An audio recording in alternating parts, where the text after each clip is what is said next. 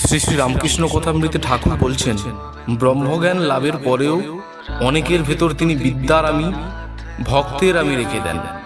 হনুমান সাকার নিরাকার সাক্ষাৎকার করবার পর সেব্য সেবকের ভাবে, ভক্তের ভাবে থাকতেন।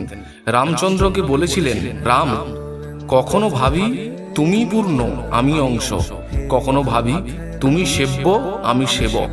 আর রাম যখন তত্ত্বজ্ঞান হয় তখন দেখি তুমি আমি, আমি তুমি।